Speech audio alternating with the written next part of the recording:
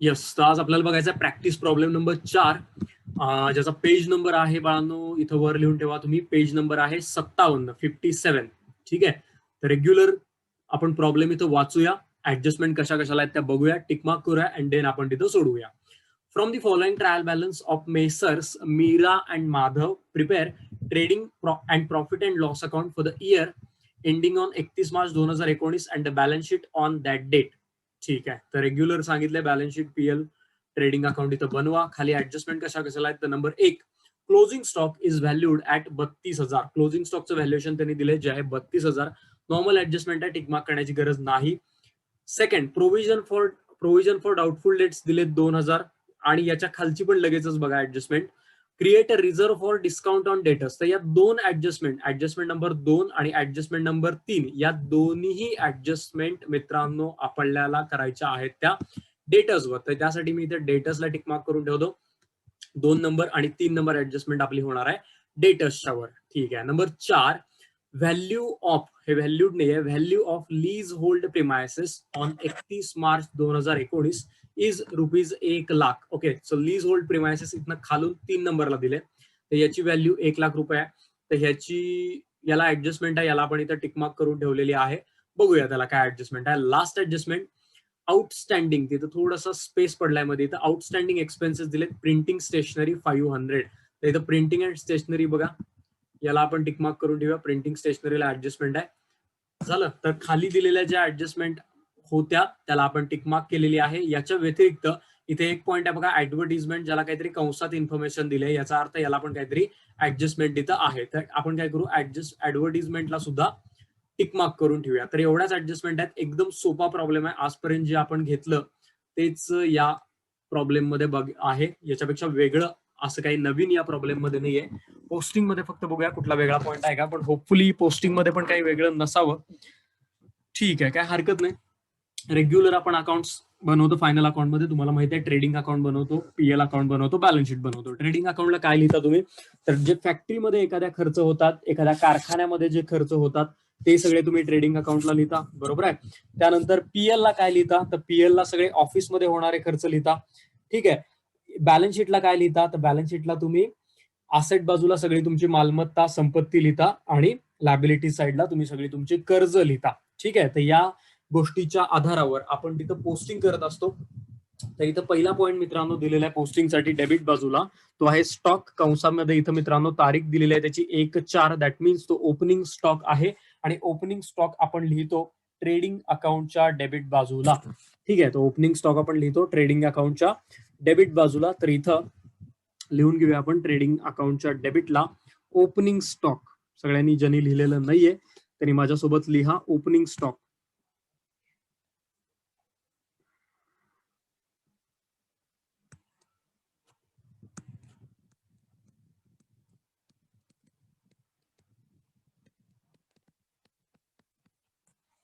Okay. Opening stock amount आहे opening स्टॉकची दिलेली मित्रांनो 25,000 रुपये. तर आउटरला लिहूया याची अमाऊंट 25,000, 25,000 रुपये.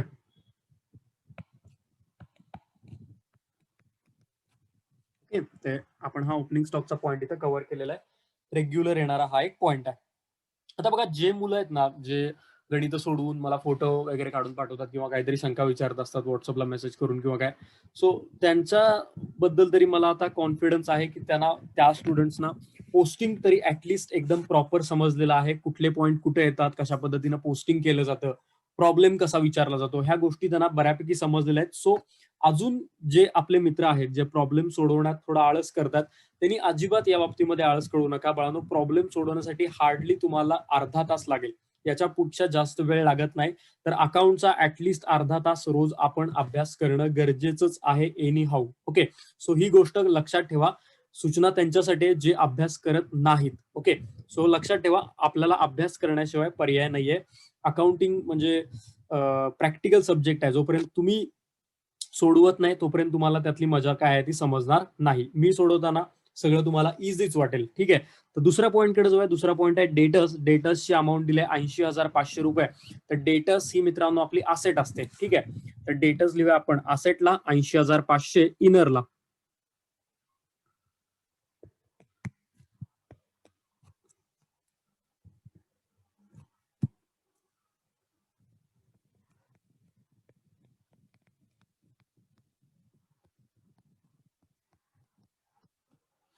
ठीक आहे, डेटर्स लिहा असेट बाजूला, इनरला 80,500. मित्रांनो लक्षात ठेवा, डेटर्सला 2 ऍडजस्टमेंट आहेत, तर साधारणपणे आपल्याला 1 2 3 4 ओळी तरी जागा डेटर्सला तिथं लागेल.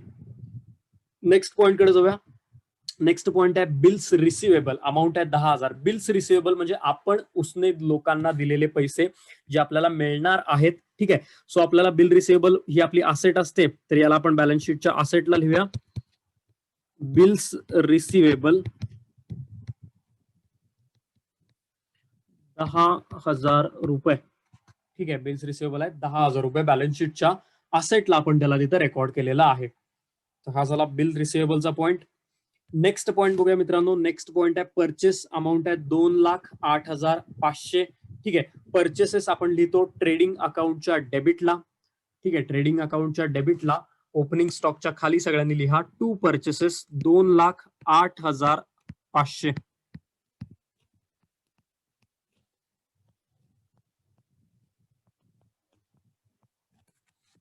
परचेसेस लिहा 2,08,500. इनरला लिहिलेत का, तर त्याला रिटर्न्स वगैरे परत वजा करावे लागतील, आणि जनरली परचेस आणि सेल्स लिहिताना पहिल्यांदा सगळ्यांनी ते इनरलाच लिहायचे तुम्हाला तिथं आहेत.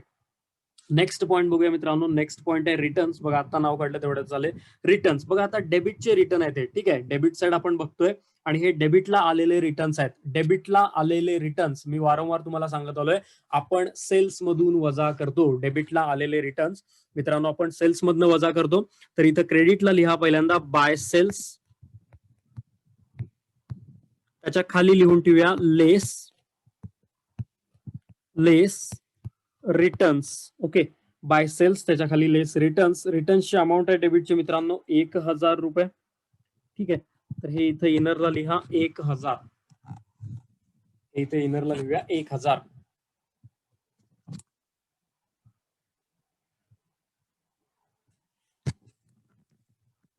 ठीक आहे, तर हे झाले डेबिटचे तुमचे returns.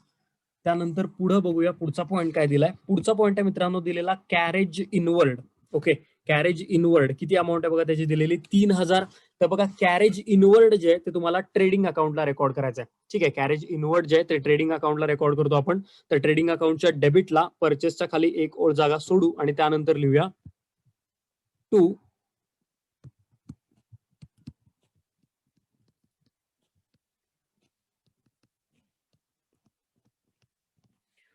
Carriage inward. Okay, carriage inward आहे 3,000 रुपये. कॅरेज इनवर्ड आहे 3,000 रुपये. येस, सांगतो बाळा मी प्रांजली, त्या पॉईंटवर आलो की आपण बोलूया. ठीक आहे, तर कॅरेज इनवर्ड झालं आपलं ट्रेडिंग अकाउंटच्या डेबिटला. बघा, कॅरेज आणि कॅरेज इनवर्ड तुम्हाला ट्रेडिंग अकाउंटला लिहायचे. कॅरेज आउटवर्ड जर आलं तर ते तुम्हाला पीएल ला लिहायचं. आणि आता कॅरेज आउटवर्डच याच्यानंतरचा पॉईंट आहे. याच्यानंतरचा दिलेला पॉईंट बघा आहे कॅरेज आउटवर्ड्स. अमाऊंट आहे 4,500. तर हा येतो पीएलच्या डेबिटला. हा येतो पीएलच्या डेबिटला. तर तो इथं लिहून घ्या पीएलच्या डेबिटला to carriage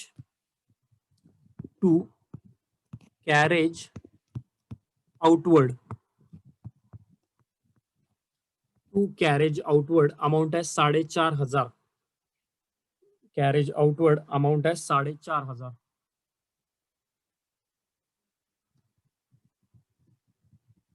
carriage outward amount आहे मित्रांनो 4,500.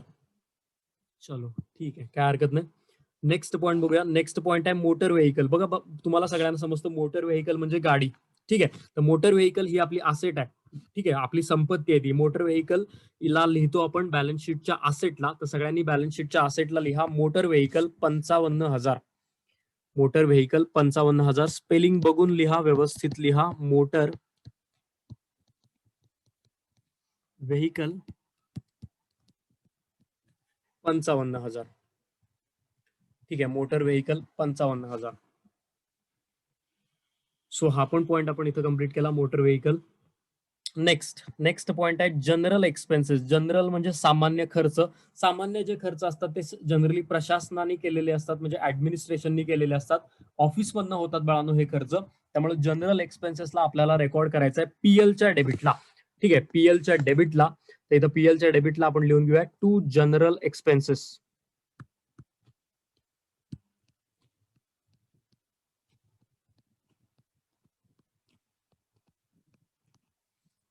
टू जनरल एक्सपेन्सेस 1800 रुपये.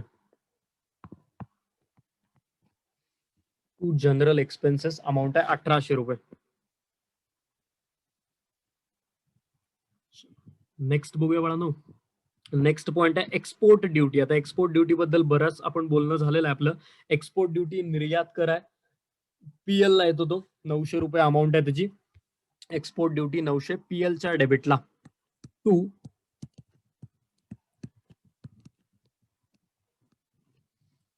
एक्सपोर्ट ड्युटी अमाऊंट आहे 900 रुपये. टू एक्सपोर्ट ड्युटी अमाऊंट आहे 900 रुपये. ओके, अमाऊंट आहे इथं 900 रुपये. ठीक आहे, एक्सपोर्ट ड्युटी पीएल ला येते आणि याच्या अपोजिट म्हणजे याला समान विरुद्धार्थी शब्द आहे इम्पोर्ट ड्युटी. ठीक आहे, इम्पोर्ट ड्युटी आपण काय करतो, ट्रेडिंगला घेतो. ठीक आहे, इम्पोर्टला घेतो ट्रेडिंगला, एक्सपोर्टला घेतो पीएल ला. ठीक आहे, तर हा झाला इथला पॉईंट कम्प्लीट, एक्सपोर्ट ड्युटी. त्यानंतर ऍडव्हर्टिजमेंट 4800. ऍडव्हर्टिजमेंट म्हणजे जाहिरात, हा ऑफिस मधून होणारा खर्च आहे. याला आपण बाळांनो पीएल ला घेतो. याला काहीतरी ऍडजस्टमेंट आहे, टिकमार्क आपण केलंय, तर याला काय करायचं आहे, इनरला लिहायचं आहे, टू ऍडव्हर्टिजमेंट. ओके, टू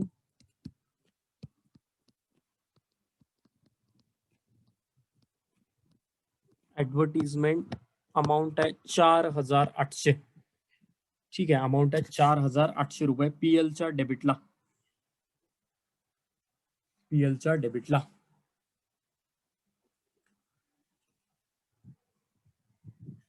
चलो नेक्स्ट पॉइंट बघूया. नेक्स्ट पॉइंट आहे प्रिंटिंग अँड स्टेशनरी 1200 रुपये.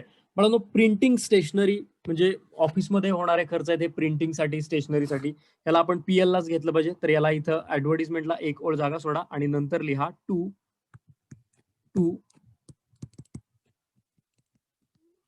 प्रिंटिंग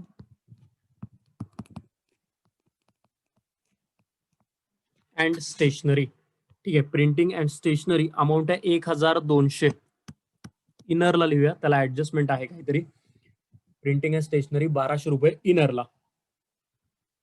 ठीक आहे, देन यानंतरचा नेक्स्ट पॉइंट आहे बाळांनो दिलेला ड्रॉइंग्स. ओके, ड्रॉइंग्स जे आहेत ते मीरा आणि माधव असे दोन पार्टनर आहेत. त्याच्या दोघांच्या नावाची सुरुवात यम वर नव्हते. पहिल्या पार्टनरच्या आहेत 3500, दुसऱ्याच्या आहेत 2000.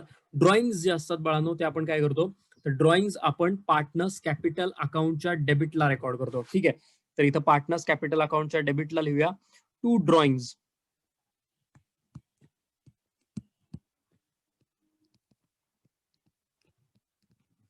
टू ड्रॉइंग्स अमाऊंट आहे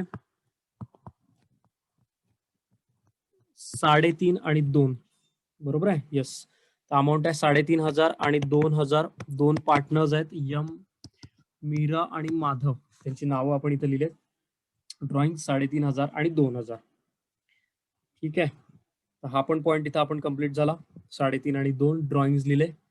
देन नेक्स्ट पॉइंट आहे लीज होल्ड प्रिमायसेस. मित्रांनो प्रिमायसेस हा शब्द आला की लक्षात ठेवा, प्रिमायसेस म्हणजे इमारत आणि इमारतीच्या सभोवतालची मोकळी जागा, याला प्रिमायसेस असं म्हणतात. ते लीज होल्ड वगैरे तुम्ही सोडून द्या, त्याचा काही जास्त तिथं अर्थ घेऊ नका. प्रिमायसेस म्हणजे इमारत, ठीक आहे, आणि मोकळी त्याच्या भोवतालची जागा.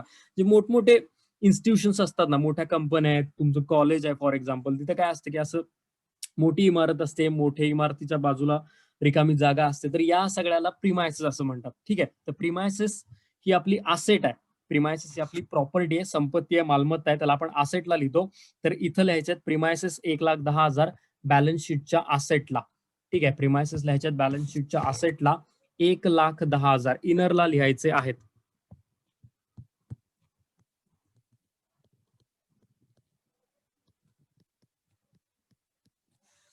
प्रिमायसेस अमाऊंट आहे 1,10,000.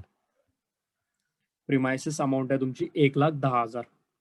चलो, तर प्रिमायसेसचं माझ्यामध्ये क्लिअर झाला असेल. इमारत आणि इमारतीच्या सभोवतालची जागा मोकळी, that means premises. Okay, so then पुढचा पॉईंट आहे मित्रांनो कॅश ऍट बँक. बँकेमध्ये असलेला बॅलन्स, बँकेमध्ये बॅलन्स असू दे, हातामध्ये रोख रक्कम शिल्लक असू दे, कुठल्याही फॉर्म मध्ये तुमच्याकडे कॅश असू दे, त्याला आपण मित्रांनो बॅलन्स शीटच्या असेटला लिहितो. तर याला प्रिमायसेसला एक ओळ जागा सोडा आणि त्यानंतर लिहा cash at bank. Cash at bank किती अमाऊंट आहे, 45,000. आउटरला लिहा 45,000. ठीक आहे, आउटरला लिहा 45,000 कॅश ऍट बँक. आणि देन यानंतर लास्ट पॉइंट डेबिट बाजूचा आहे तो आहे फर्निचर, ज्याची अमाऊंट आहे 8,300. फर्निचर ही सुद्धा आपली असेट आहे, याला आपण इथं असेटला लिहून घ्या. फर्निचर 8,300. फर्निचर अमाऊंट आहे इथं 8,300 रुपये. तर मित्रांनो, डेबिट बाजूचं पोस्टिंग आपण पूर्ण केलेलं आहे. काही यामध्ये वेगळा पॉइंट असा नव्हता माझ्या ह्याच्यानुसार तरी, कारण इथं मोटर व्हेकल, प्रिमायसेस वगैरे या गोष्टी असेट असतात आपल्या, ही एक तुम्ही समजून घ्या इथं. त्यानंतर इथं वेगळं असं काही आलेलं नाहीये, जे नॉर्मल आपण आतापर्यंत पॉइंट बघत होतो तेच पॉइंट इथं रिपीट झाले. तर डेबिट साईड सगळ्यांना पोस्टिंगच्या माध्यमातून, पण पोस्टिंग पुरती समजलेली आहे का एकदा मला सांगा. पोस्टिंग जर समजलं असेल सगळ्यांना डेबिटचं, तर आपण जाऊया क्रेडिट बाजूला. तर एकदा सांगा, डेबिटचं सगळं कंप्लीट आहे का? कुणाला काही शंका इथं आहे का? अथर्व, प्रतीक, आदित्य, सानिका, साक्षी, गायत्री, प्राची, सृष्टी, अनुजा, यस, हर्षदा, अनु. ठीक आहे, तर एवढं समजलं आहे म्हणतात. ठीक आहे बाळांनो, काही कुणाला शंका असेल तर विचारा. अथर्व बाळा, ओके. काही शंका असेल, कुठली गोष्ट समजली नसेल तर विचारत चला. ज्या त्या वेळेला तुमचे डाऊट्स क्लिअर करत चला. तर होपफुली सगळ्यांना समजलंय असं मला वाटतंय. सो मी आता स्टार्ट करतो क्रेडिट बाजूला. क्रेडिट बाजूचं पोस्टिंग काय आहे जरा बघूया. क्रेडिट बाजूला कुठले कुठले पॉईंट दिले. पहिला पॉईंट आहे मित्रांनो दिलेला बँक ओव्हरड्राफ्ट. बँक ओव्हरड्राफ्ट म्हणजे बँकेनं आपल्याला दिलेलं एक छोटंसं कर्ज असतं. कर्ज जी असतात ती आपण सगळी बॅलन्स शीटच्या लॅबिलिटी बाजूला लिहितो. बँक ओव्हरड्राफ्ट आहे 5,000 रुपये. याला तुम्हाला लिहावं लागेल बॅलन्स शीटच्या लॅबिलिटी बाजूला. Bank overdraft 5,000.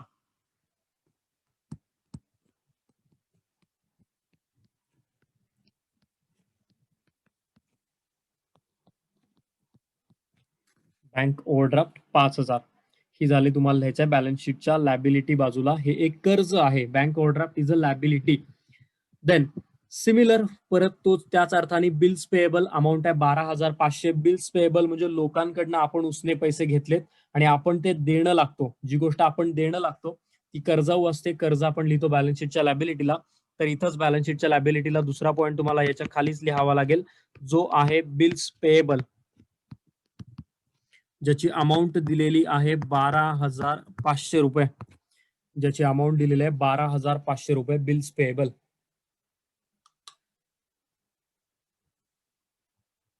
ठीक आहे, बिल्स पेएबल 12,500 रुपये. देन पुढचा पॉईंट बघूया बाळांनो. पुढचा पॉईंट काय आहे? पुढचा पॉईंट आहे क्रेडिटर्स. क्रेडिटर्स ही सुद्धा मित्रांनो लॅबिलिटीज आहे, बरोबर. क्रेडिटर्स ही सुद्धा आपली, एक सेकंड मित्रांनो,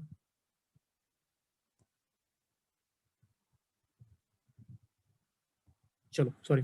क्रेडिटर्स, क्रेडिटर्स म्हणजे कर्ज. ज्या लोकांकडनं आपण उधारीवर माल वगैरे विकत घेतलाय, उधारी आपल्याला भागवायची आहे, हे पण आपलं कर्ज आहे. क्रेडिटर्स अमाऊंट आहे 68,000. ते पण बॅलन्स शीटच्या लॅबिलिटीला.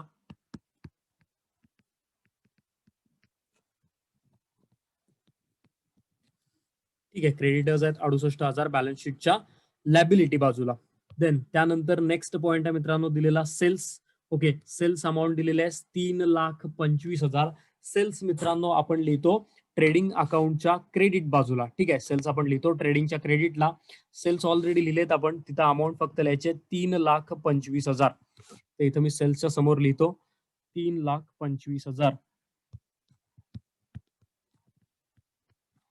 ओके, आता 25 मधनं एक वजा करायचे होते. 25 मधनं एक गेले, 24. तर आउटरला राहतील इथं 3,24,000. ठीक आहे, आउटरला येतील इथं 3,24,000.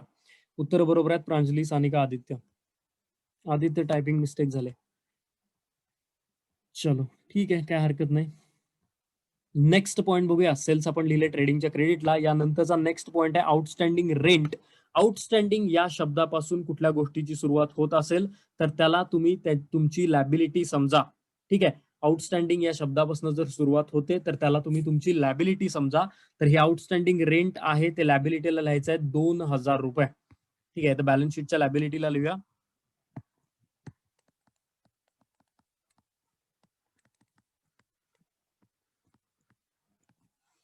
Outstanding rent 2,000. Outstanding rent 2,000. चलो ठीक आहे.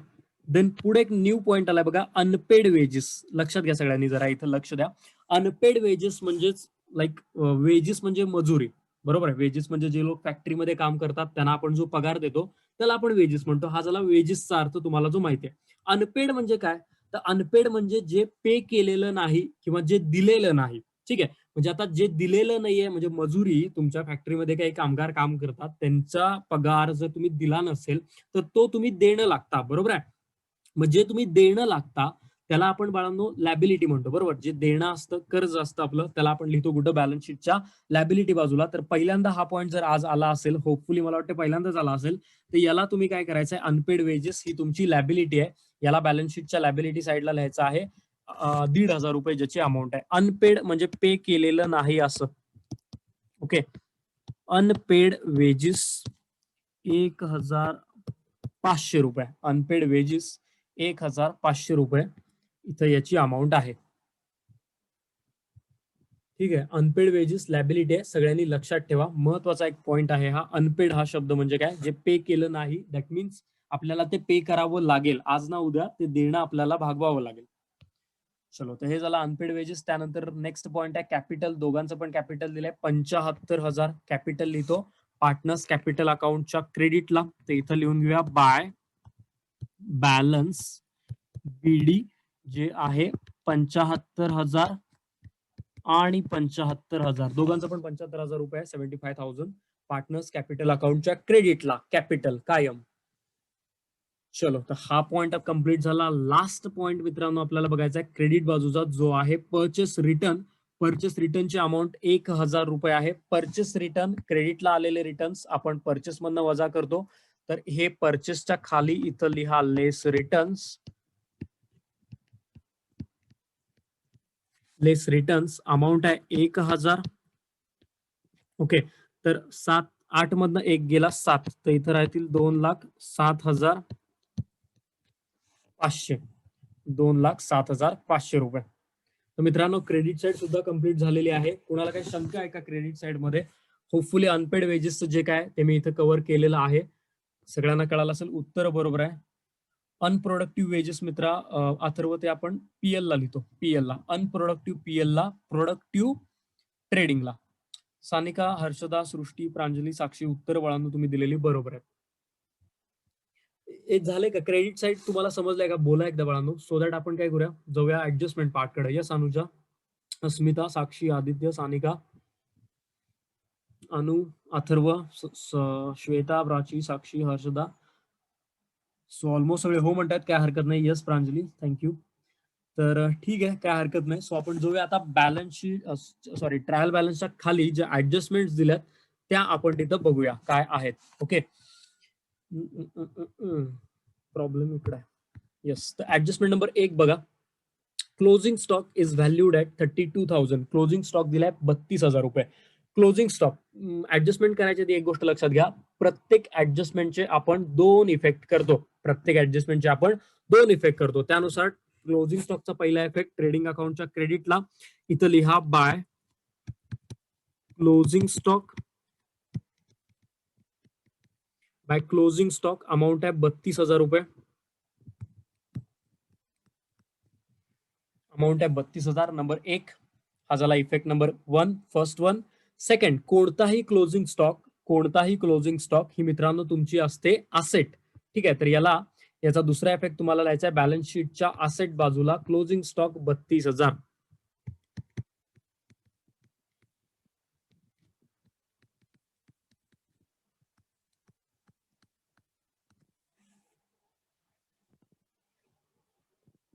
येस, तर क्लोजिंग स्टॉकची ऍडजस्टमेंट आपण या पद्धतीने कंप्लीट केल्या. पहिला इफेक्ट ट्रेडिंगच्या क्रेडिटला, दुसरा इफेक्ट बॅलन्स शीटच्या असेट बाजूला.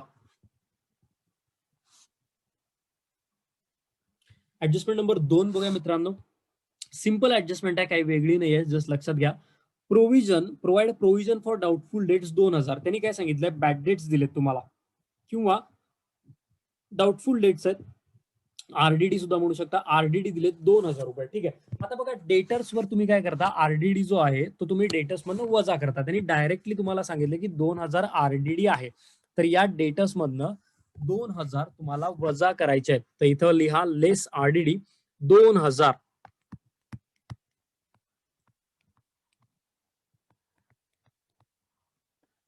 ओके, लेस आरडीडी 2,000.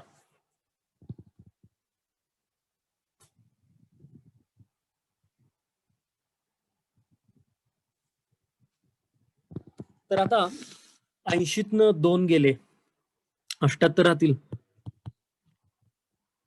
78,500 रुपये. ठीक आहे, तर ही वजाबाकी झाली 78,500. ठीक आहे. अनुजा, हर्षदा चुकलं, सानिका, आदित्य बरोबर आहे. तर ही वजाबाकी राहिली किती? 78,000 तुमची.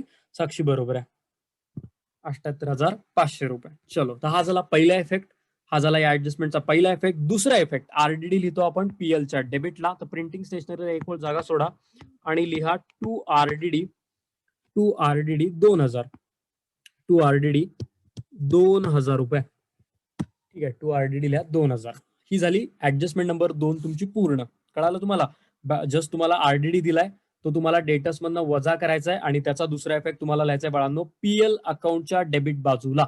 रेग्युलर रोज करतो तेच आपण केलंय, फक्त इथे डायरेक्टली तुम्हाला 2000 काढून दिलेत, पर्सेंटेज मध्ये दिलेले नव्हते.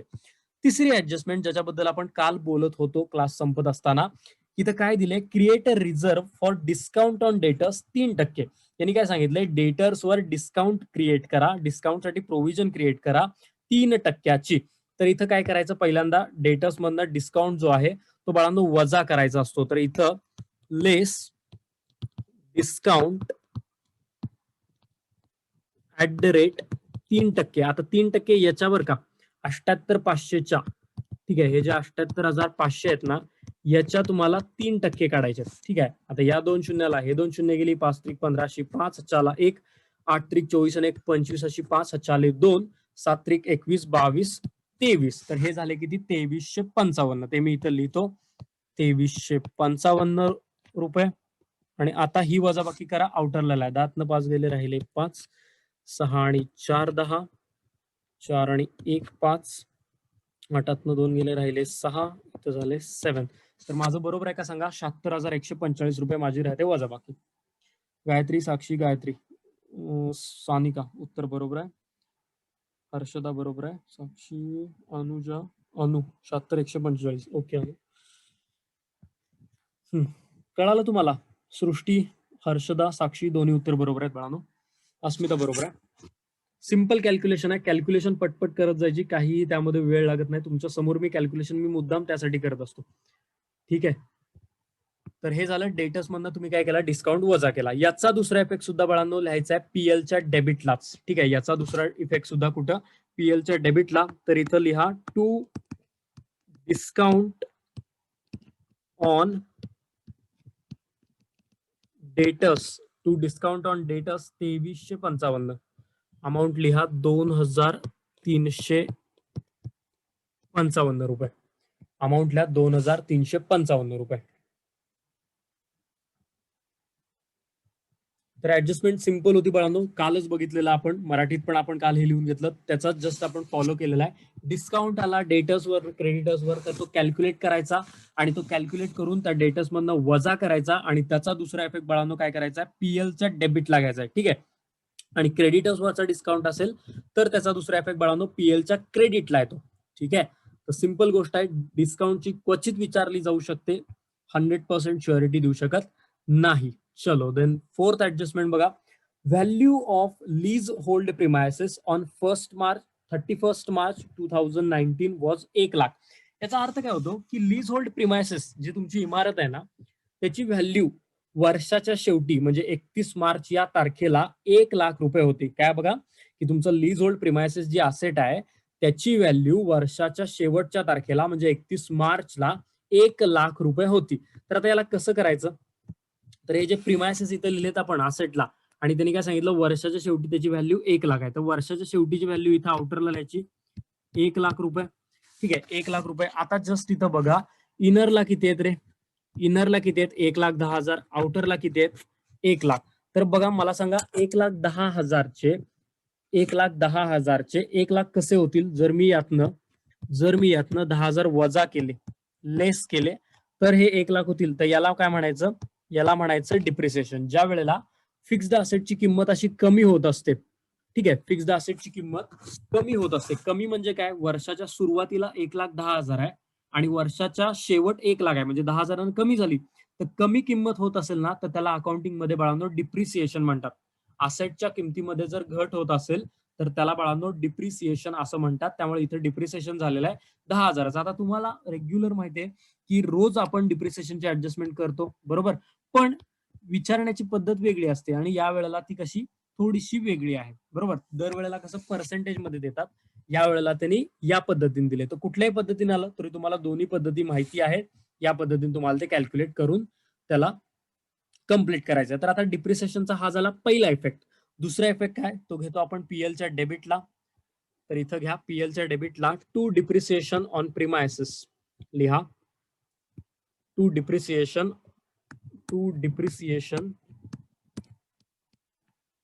ऑन प्रिमायसेस 10,000 10,000 रुपये. आता ही जी ऍडजस्टमेंट आता ज्या पद्धतीने केली ना, अशा भरपूर ऍडजस्टमेंट तुम्हाला दुसऱ्या टॉपिक मध्ये करायचे. म्हणजे काय, कम्पेअर करायचं, आत अमाऊंट किती आहे, बाहेर अमाऊंट किती आहे, यामध्ये कम्पेअर करून बेरीज वजाबाकी फक्त करायचे. सोपी ऍडजस्टमेंट आहे, त्याला ऍडजस्टमेंट म्हणतात डिप्रिसिएशन आणि ऍप्रिसिएशन वाली. सिंपल आहे, तुम्हाला पुढच्या टॉपिक मध्ये आणि ती जास्त डीप मध्ये समजून घ्यायला मिळेल. तर हे पण कम्प्लीट झालं. जाऊया पुढच्या लास्ट ऍडजस्टमेंट कडे. Outstanding expenses printing and stationery ₹500. Outstanding आहेत 500 रुपये प्रिंटिंग स्टेशनरीचे. जे आउटस्टँडिंग हा शब्द दिसला की आपण त्याला लगेच ऍड करतो, बरोबर. तर इथं ऍड आउटस्टँडिंग.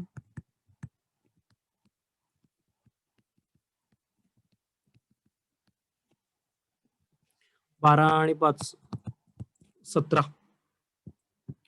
येस, बरोबर आहे. हर्षदा मगाचं उत्तर बरोबर आहे. सृष्टी आत्ताचं उत्तर बरोबर आहे. आदित्य बरोबर आहे. 1700 रुपयातील आउटस्टँडिंग. ठीक आहे. आता सानिका बरोबर आहे. आता आउटस्टँडिंग म्हणजे आपलं बाळांनो असतं देणं, बरोबर. आउटस्टँडिंग म्हणजे आपलं असतं देणं आपण लिहितो बॅलन्स शीटच्या लॅबिलिटी बाजूला. तर इथं बॅलन्स शीटच्या लॅबिलिटीला दुसरा इफेक्ट लिहा. आउटस्टँडिंग प्रिंटिंग अँड स्टेशनरी 500 रुपये.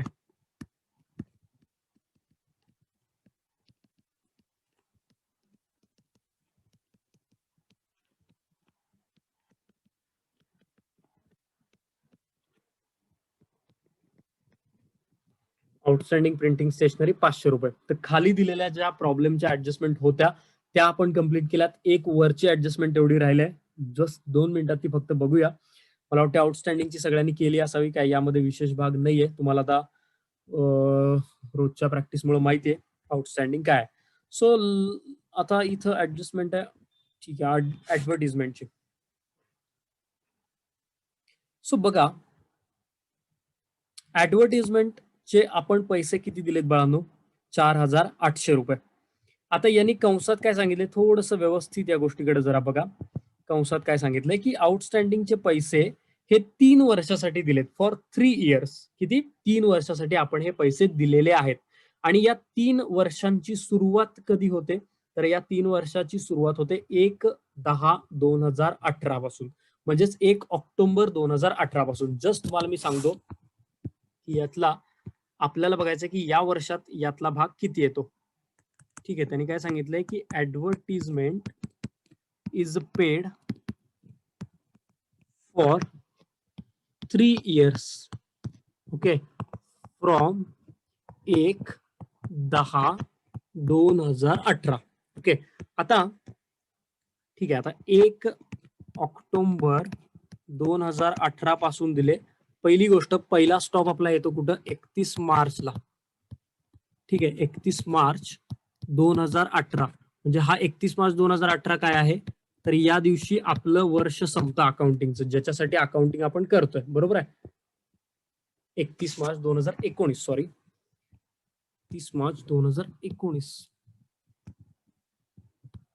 बरोबर आहे, वर्ष संपणार. हा, तर 31 मार्चला होते. आणि इथनं पुढचा कालावधीसाठी सुद्धा काहीतरी दिले. मग आता बघा, या ऑक्टोबर पासून, बघा विचार करा, या ऑक्टोबर पासून ते या मार्च पर्यंतचा जो कालावधी आहे तोच फक्त या वर्षात कव्हर होतो. इथनं पुढचा कालावधी आपण यात कव्हर करत नाही. म्हणजे अकाउंटिंग तुम्ही जे करताय ते या तारखेपर्यंतच करताय, बरोबर आहे. इथनं पुढच्याशी तुमचा काही संबंध नाही. ठीक आहे. सो आता या कालावधीत किती महिने येतात, ऑक्टोबर ते मार्च किती महिने येतात, तर ऑक्टोबर ते मार्च जर तुम्ही महिने मोजले तर हा कालावधी आहे मित्रांनो 6 महिन्याचा, 6 मंथचा. ठीक आहे, ऑक्टोबर, नोव्हेंबर, डिसेंबर, जानेवारी, फेब्रुवारी, मार्च, तो हा आहे 6 महिन्याचा. ठीक आहे, तर मग 6 महिन्याचे पैसे फक्त आता गृहीत धरावे लागतील, बाकीचे यातनं कट करावे लागतील. ठीक आहे, बाकीचे त्यातनं कट करावे लागतील, त्याला आपण प्रीपेड म्हणणार आहे. ठीक आहे, 6 महिन्याचे फक्त यात कन्सिडर करायचे आहेत. पुढचे जे पैसे आहेत ते आपल्याला यामध्ये गृहीत धरता येणार नाहीत. का? कारण ते पुढच्या वर्षाचे, पुढच्या कालावधीचे दिलेले आहेत म्हणून.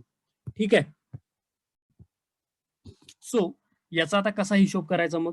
तर याचा या पद्धतीने हिशोब करायचा बाळांनो, की 3 वर्षासाठी पैसे दिलेत म्हणजे किती, 3 वर्ष म्हणजे किती महिने, तर 12 त्रिक 36. 36 महिन्यासाठी तुम्ही पैसे दिलेत, तर 36 महिन्याला किती रुपये दिले रे तुम्ही? 36 महिन्यासाठी ऍडव्हर्टिजमेंट इथं किती दिलेत, तर 4,800 रुपये दिलेत. ओके, 36 महिन्याला आम्ही दिले 4,800. तर मग आम्हाला पाहिजेत फक्त 6 महिन्याचे. तर मग या 6 महिन्याला किती दिलेत, या 6 महिन्यासाठी किती दिलेत, तर हे कसं सोडवायचं? 6 भागिले 36 गुणिले 4,800. 6 भागिले 36 गुणिले 4,800. आता 6 एके 6, 6 6 36, तर हे झाले 6 इथं, 6 एके 6, 6 पंचे 30, 6 8 48. ओके, हे झाले किती? 800. याचं उत्तर मित्रांनो किती आलं? 800. म्हणजे 6 महिन्याची किती आहेत? 800 रुपयेच आहेत. ठीक आहे, समजते का? बघा, जस्ट मी एकदा हे वर्किंग पुन्हा एकदा तुम्हाला लिहून देतो. हर्षदा बरोबर आहे? ठीक आहे, 6 भागिले 36 गुणिले 4,800. ठीक आहे, तर याचं उत्तर आलं तुमचं 800 रुपये. म्हणजे 800 रुपये फक्त या वर्षाचे आहेत.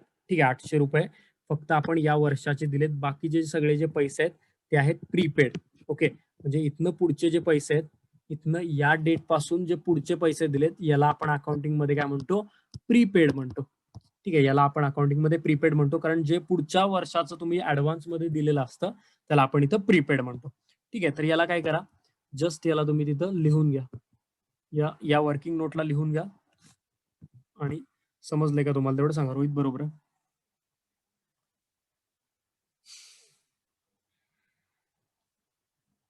लिहून घ्या, झालं की तुमचं सांगा समजलेलं आहे का? सृष्टी ओके बाळा? काही गडबड नाही बाळांनो, व्यवस्थित लिहून घ्या, समजून घ्या व्यवस्थित.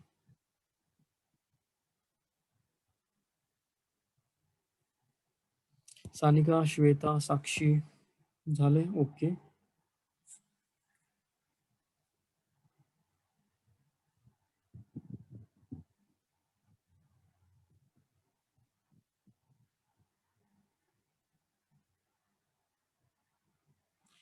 झालं की सांगा बाळांनो, मी वेट करतो तुमचा, सो दॅट मला याचे इफेक्ट सांगता येतील. यस अथर्व, प्रतीक ठीक आहे, अथर्व, हर्षदा ओके.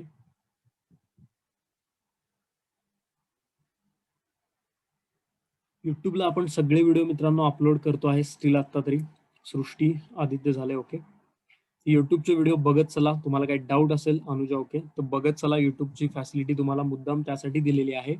तुम्ही ते बघत चला जाऊन, तिथं तुम्हाला ते बेनिफिट त्याचं मिळेल. आणि जे कोण आपले मित्र असतील, मैत्रिणी असतील, त्यांच्यासोबत शेअर करा. येस प्राची, झालेला आहे. चलो ठीक आहे, तर ऑलमोस्ट सगळ्यांचं झालंय असं वाटतंय मला. येस श्वेता, तर आता काय करूया, याचे इफेक्ट करूया. 600 रुपये, सॉरी 800 रुपये जे आहेत ते आपलं फायनल आन्सर आहे. ठीक आहे, 800 आपलं फायनल आन्सर आहे. तर 800 आपल्याला बाहेर ठेवायचे आहेत, कारण तेच तेवढे 6 महिन्याचे आहेत. तर याला इथं लिहा 800 रुपये, आउटरला 800, मग इनरला किती येतील बघा? 4,000 रुपये येतील. या 4,000ला म्हणायचं इथं लेस प्रीपेड, लेस प्रीपेड 4,000. ठीक आहे, लेस प्रीपेड 4,000, आउटरला येतील 800 रुपये. हा झाला पहिला इफेक्ट. दुसरा इफेक्ट बाळांनो घ्यायचा आहे, प्रीपेड म्हणजे आपली असेट असते. ठीक आहे, प्रीपेड म्हणजे आपली असेट असते. तर याला तुम्हाला घ्यायचं आहे बॅलन्स शीटच्या असेटला प्रीपेड ऍडव्हर्टिजमेंट 4,000 रुपये. बॅलन्स शीटच्या असेटला प्रीपेड ऍडव्हर्टिजमेंट अमाऊंट आहे 4,000 रुपये.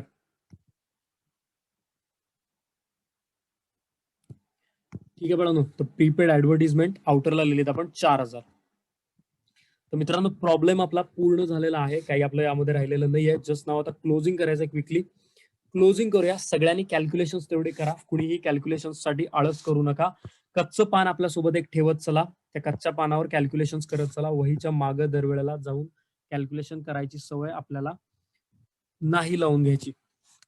चलो, सो इकडे बघा 3 24 अधिक 32 30 आणि 20 50 50 आणि 4 54 आणि 2 56 तर इथं 3,56,000 येतात का बघा.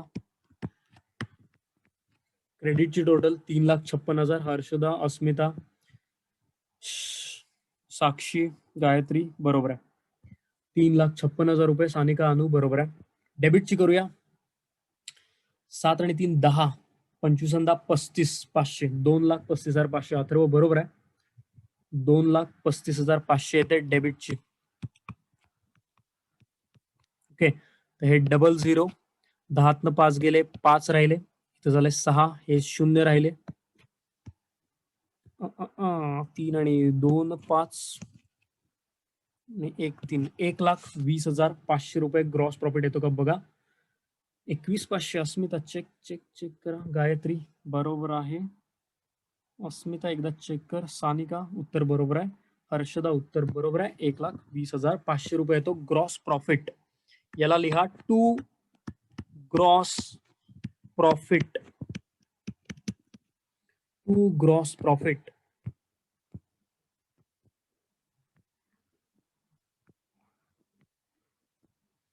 यस, ठीक आहे. अस्मिता बरोबर आहे. याला ग्रॉस प्रॉफिट जो आहे 1,20,500चा याला आपण ट्रान्सफर कुठे करतो, तर याला आपण ट्रान्सफर करतो पीएलच्या क्रेडिटला. तर इथं सगळ्यांनी लिहा पीएलच्या क्रेडिटला बाय ग्रॉस प्रॉफिट 1,20,500.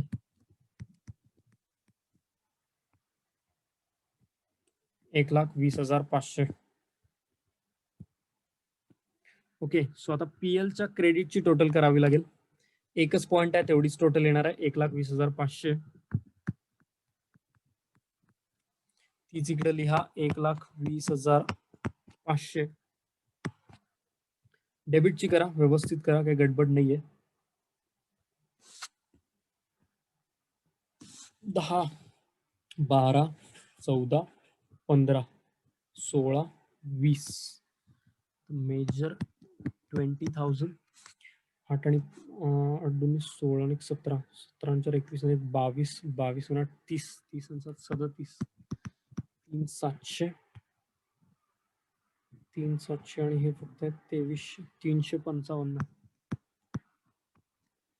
यस, तर हे 55 7 आणि 3 10 0 चला 1 3 आणि 1 4 हे 24,055 येतात करे.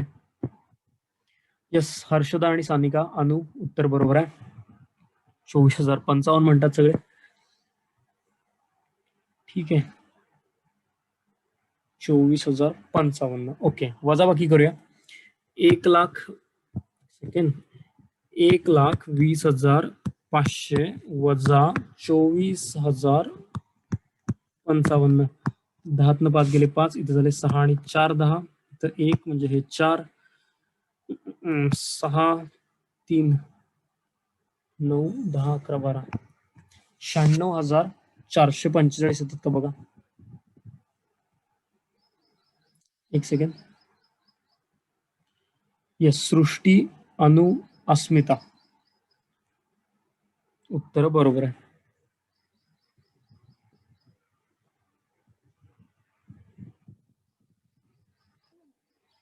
साक्षी सानिका उत्तर बरोबर आहे. हर्षदा बरोबर आहे. मित्रांनो, ग्रॉस प्रॉफिट नेट प्रॉफिट येतो 96,445. ठीक आहे, 96,445 लिहा इथं.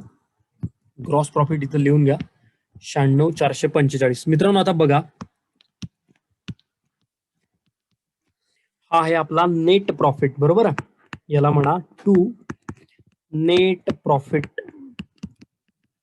आता दोघांची पण नावं यम आणि यम आहेत. आता काय आहे की यांचा रेशो इथं दिलेला नाही आहे. पार्टनर्स 2 आहेत बरोबर आहे.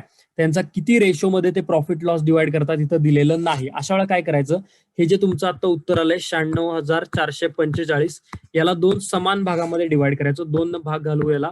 2 चोक 8 आणि 1 9 82 16 2 दुनी 4 2 दुनी 4 2 दुनी 4 म्हणजे हे येतात 48,222. म्हणजे पहिल्याला घ्या 48,223 आणि दुसऱ्याला घ्या 48,222. समसमान वाटप केले 96,445 ₹445 आपण 2 समान भागामध्ये तिथं डिवाइड केलेला आहे. ठीक आहे, तर हा लिहा नेट प्रॉफिट आणि हे तुम्हाला एवढं कंप्लीट करा आणि हे समजले का बघा सगळं पीएलचं कॅल्क्युलेशन तुम्हाला समजले का नेट प्रॉफिट आपण कसं डिस्ट्रीब्यूट केलं हे समजले का बघा लास्ट पॉईंट फक्त याला ट्रान्सफर करून तुम्हाला फक्त तिकडं बॅलन्स शीटला घ्यायचंय बाकी काय फार मोठा इश्यू काय इथं राहिलेला नाहीये. यस साक्षी आदित्य अथर्व हो म्हणतात ओके बाळांनो यस यस सृष्टी काय हरकत नाही सगळ्यांनी समजून घ्या प्राची यस श्वेता रोहित यस तर काय आहे की कुठला जर काय पॉईंट समजला नाही तर विचारत चला ठीक आहे तर होपफुली सगळ्यांनी कव्हर केला असेल नेट प्रॉफिट आपण लिहिलेला पीएलच्या डेबिटला आता आता याला दुसरं आपण ट्रान्सफर कुठे करतो तर याला आपण ट्रान्सफर करतो बाळांनो पार्टनर्स कॅपिटल अकाउंटच्या क्रेडिटला पार्टनर्स कॅपिटल अकाउंटच्या क्रेडिटला इथं लिहा by net profit by net profit amount आहे 48,223 48,223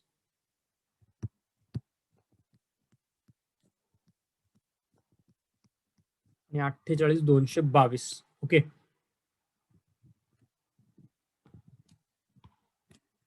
यस तर इथं लिहा टोटल करा आता याची इथं 223 8 आणि 4 12 आणि 1 13 3 हातच्याला 1 7 आणि 4 11 आणि 1 12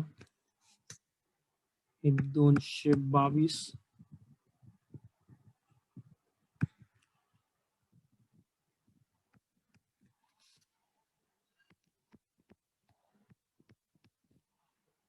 एक 23,222 आणि 1,23,223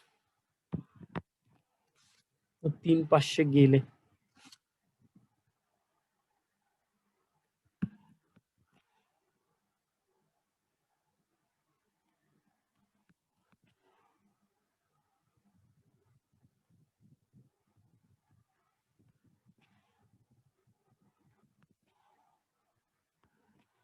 एक 1,19,723 येतात का बघा यस सृष्टी बरोबर आहे साक्षी बघतो मी बळा उत्तर साक्षी हा साक्षी दोन्ही उत्तर बरोबर आहेत पहिली सॉरी मला वाटलं दुसरी आहेत चलो तर हे ठीक आहे आणि 23 म्हणून हे 21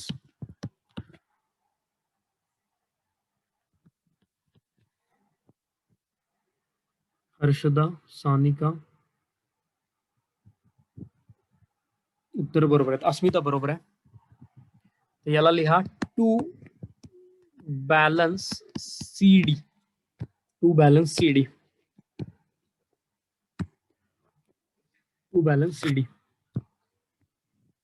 ठीक आहे तर हे टू बॅलन्स सीडी घेतलं याला मित्रांनो आपण म्हणतो कॅपिटल हे आहे आपलं कॅपिटल हे लिहा लायबिलिटी बाजूला कॅपिटल यम आणि हा दुसरा यम 1,19,723 आणि 1,21,222 3 आणि 2 5 2 आणि 2 4 7 आणि 2 9 9 आणि 1 10 0 हातच्याला 1 2 आणि 1 3 4 हे 2 2,40,945 रोहित बरोबर आहे 2,40,945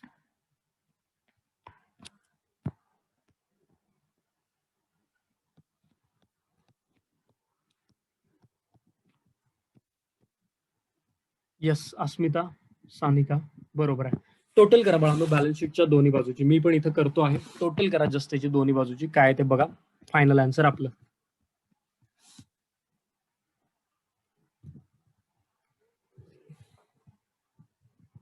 मी करतो इथं एक सेकंड फक्त 945 plus 5,000 plus 12,500 plus 68 plus 2,000 plus 1,500 plus 500 3,30,445 yes इथलं तर 3,30,445 32,436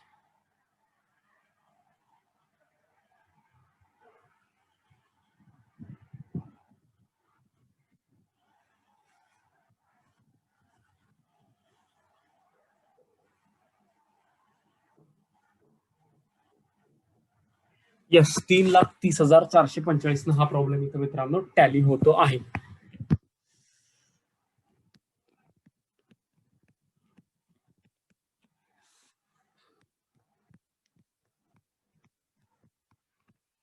ओके, सो एक सेकंड. टोटल प्रॉब्लेम इथं समोर आहे तुमच्या.